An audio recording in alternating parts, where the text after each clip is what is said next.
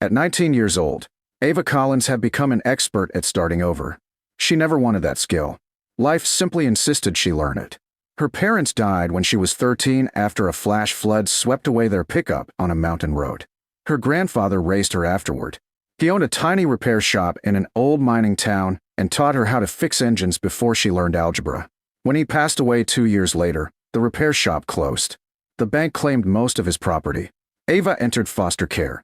By 19, she finally aged out with one suitcase, a few $100s, and nowhere to live. She found work cleaning motel rooms in a fading desert town called Silver Ridge. The pay barely covered rent. Then the motel closed. A week later, her landlord changed the locks. Everything she owned fit inside the back seat of her aging sedan. She parked outside the county courthouse wondering what came next. A newspaper lying on the passenger seat caught her eye. Near the bottom of the page sat a tiny legal notice. Abandoned properties auction. Most listings looked worthless. Collapsed sheds. Empty lots. Ruined storefronts. One property stood out. Historic Silver Ridge Assay office. Opening bid, $1. Ava almost laughed. $1. The old Assay office had been abandoned since the gold boom ended decades earlier. Nobody wanted it, which explained the price. She walked into the courthouse the following morning. Only 6 people attended the auction. Most came for farmland. Nobody even looked at the Assay office listing. When the clerk announced it, silence filled the room. $1. Ava quietly raised her hand. The clerk looked around. No other bids. Nothing. The gavel struck. Sold. Just like that. She owned a forgotten piece of history. The drive to Silver Ridge took nearly an hour. The old Assay office stood near the edge of the abandoned mining district. Weathered stone walls. Faded brick chimney. Dust-covered windows. A rusted iron sign still hung above the entrance.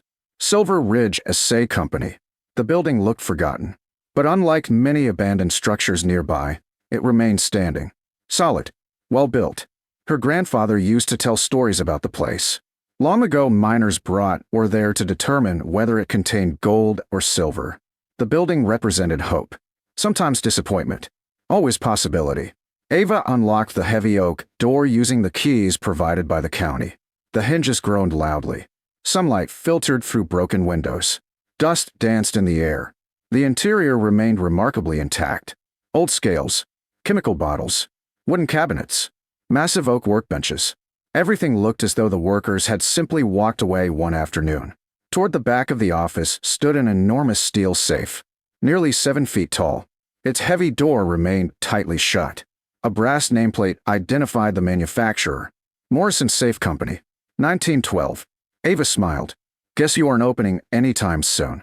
The combination was long gone. She wasn't worried. The building itself mattered more. For the first time in months, she had a roof. Over the following weeks, Ava poured herself into restoring the Assay office. She repaired broken windows, scrubbed decades of grime from the wooden floors, rebuilt shelves, patched the leaking roof. Slowly the forgotten building came alive again. The locals noticed. Most simply watched with curiosity. Others laughed. One afternoon, an elderly man stopped outside. "You actually bought this place?" Ava nodded. "For $1. He chuckled. "Either you're very brave." He glanced toward the old safe. "Or very lucky." Before she could ask what he meant, he climbed back into his truck and drove away. His words lingered. The next week, a polished black SUV parked outside. A sharply dressed man stepped out. "My name is Victor Hale." He smiled confidently. "I'd like to buy your property." Ava folded her arms. "It isn't for sale. I'll offer $200,000. She blinked. "For this old office?" "Cash." Every instinct told her something wasn't right. She refused. Victor remained calm. "If you reconsider." He handed her a business card. "Call me." Then he left. 2 days later, another buyer appeared. Different suit. Different company. This offer reached $700,000. Again she refused. Now she knew. The Assay office wasn't valuable. Something inside it was. That evening she remembered the enormous safe. Maybe. The following morning she searched every drawer, cabinet, and shelf. Hours passed. Nothing. Then, inside an old ledger book hidden beneath loose floorboards, she discovered a folded envelope. Across the front were 4 handwritten words. For the next owner. Inside rested a yellowed letter dated 1938. "If this office ever belongs to someone honest again, Begin with the safe. Ava's pulse quickened. The letter continued. The combination isn't written anywhere. It was built into the office itself. She immediately looked around. The next page contained a rough sketch of the building. Several walls carried tiny measurements. One sentence had been underlined twice. The answer hangs where every miner looked first. She frowned. Where every miner looked first. Her eyes slowly drifted toward the large Assay price board hanging above the main counter. A faded chopboard listed gold and silver prices from nearly a century earlier. She carefully removed it from the wall. Hidden behind it sat 4 brass wheels embedded into the brickwork. Each wheel contained numbers. A mechanical lock. Her heart raced. She followed the measurements from the letter, turned each wheel carefully. 1, 9, 3, 8. A deep metallic click echoed through the building. The massive safe door unlocked. Slowly, it swung open. Cold air drifted outward. Inside sat dozens of leather-bound ledgers, survey maps, property deeds, and one thick envelope resting alone on the center shelf. Across the front, written in elegant handwriting, were 3 chilling words. "They're still looking." Ava carefully opened the envelope. The first sentence made her blood run cold. "If you've opened this safe, then the people searching for what's beneath Silver Ridge have probably found you already." Before she could read another line, she heard engines outside. Multiple engines. She hurried to the front window. 3 black SUVs had just pulled up outside the Assay office, and several men were already walking toward the front door. Ava's pulse pounded. 3 black SUVs stopped outside the Assay office. 6 men stepped out. None looked like tourists. None looked interested in old mining history. Every one of them carried expensive surveying equipment. They had come for something very specific. Ava stepped away from the window and unfolded the rest of the letter. If they've arrived, they finally learned the truth about Silver Ridge. She continued reading. The Assay office had never existed simply to test gold. That was its public purpose.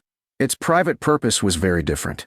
In 1937, the town's chief assayer and several geologists made an astonishing discovery while drilling beneath the surrounding hills. Not gold, not silver, not copper. A massive deposit of exceptionally pure industrial-grade quartz used in advanced electronics and precision optics. Decades later, the same mineral became essential for semiconductor manufacturing, fiber optics, satellites, and medical equipment. The discovery had been deliberately hidden. The government considered it strategically important. Only a handful of trusted people knew. One of them was the owner of the Assay office. Rather than sell the land to speculators, he quietly purchased mining claims throughout the valley. Then he created a permanent trust. Every original deed, every mineral claim, every legal agreement, he locked inside the safe, waiting for someone honest enough to protect it. A folded appraisal slipped from the envelope. Current estimated trust value, $205 million. Ava stared in disbelief. $205 million. The building itself wasn't valuable. The land beneath the valley was. Above her came the sound of the front door rattling. Someone was trying to force it open. She continued reading. The trust transfers only to the legal owner of this office who refuses the first purchase offer. Ava smiled. Without realizing it, she had already qualified. The next page contained detailed maps of Silver Ridge. Dozens of property deeds, mineral rights, environmental studies, everything proving ownership. Then she noticed another envelope. Smaller, addressed simply, to whoever chose integrity. She opened it carefully. If you're reading this, you already proved something money cannot buy.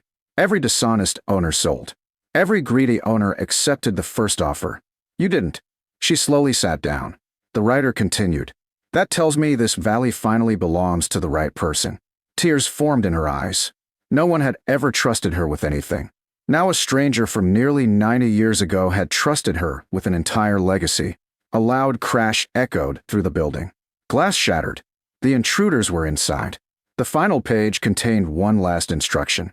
Leave through the air tunnel. A blueprint of the basement showed a concealed passage behind the old crushing mill. Ava quickly gathered the document case, stuffed every map and deed into her backpack, then hurried downstairs. Behind the ancient or crusher, she found a rusted steel lever. She pulled it. A section of the stone wall slowly slid open. A narrow tunnel stretched beneath the abandoned mining district. Behind her came voices. Search the safe. The documents are missing. They're still here somewhere. Ava entered the tunnel and closed the hidden passage. The old mine drift extended beneath Silver Ridge for nearly half a mile. Wooden beams still supported the ceiling. Old ore carts remained frozen on rusted tracks. Eventually daylight appeared ahead. She emerged inside an abandoned railway depot overlooking the valley. A small office stood nearby. Inside waited a desk, a satellite phone, fresh batteries, and one final envelope. The same careful planning continued. Inside rested the business card of an attorney. A handwritten note read, "Call before anyone else." She picked up the phone. The attorney answered immediately. "Ava Collins." She froze. "You know my name? We've been expecting your call for a very long time." The attorney explained everything. The trust founders established legal safeguards decades earlier. The moment the original deeds were recovered by the rightful owner of the Assay office, ownership automatically transferred. Federal agencies had also been notified. The corporations searching for the documents weren't ordinary mining companies. They operated through shell corporations that had secretly attempted to acquire valuable mineral rights across several western states. The evidence preserved inside the safe documented forged deeds, fraudulent land purchases, and bribery dating back decades. Investigators moved quickly. Search warrants followed. Within days, multiple executives faced criminal charges. The companies collapsed under the weight of the evidence. Months later, independent geological experts confirmed everything. The mineral deposit beneath Silver Ridge truly existed. One of the purest quartz reserves in North America. Reporters expected Ava to sell immediately. Instead, she surprised everyone. She refused. Rather than strip the valley for quick profits, she negotiated carefully limited extraction under strict environmental oversight. Most of the historic town remained preserved. The old Assay office became a museum celebrating Silver Ridge's mining history. The surrounding land funded scholarships for geology students, vocational training programs, and affordable housing for young adults aging out of foster care. Exactly the kind of opportunity Ava wished someone had offered her. 1 year later, the forgotten Assay office looked completely different. Its brick walls had been restored. The original scales gleamed beneath polished glass. School children toured the exhibits every week. The massive Morrison safe still stood in its original place. Only now, visitors admired it as part of history. Few realized it had once protected an entire valley. One quiet evening, Ava locked the front door and looked around the beautifully restored office. She smiled. Everyone thought she had bought a worthless building for $1. Some believed she simply got lucky. Neither was true. What she really inherited wasn't a fortune. It was trust. The trust of people who believed integrity mattered more than wealth. Her ex-landlord had seen a homeless 19-year-old with nowhere to go. The town had seen an abandoned office no one wanted. But hidden behind an old safe door waited something far more valuable than money. A chance to rebuild not only her own life, but an entire community. And in the end, that proved to be the greatest treasure of all.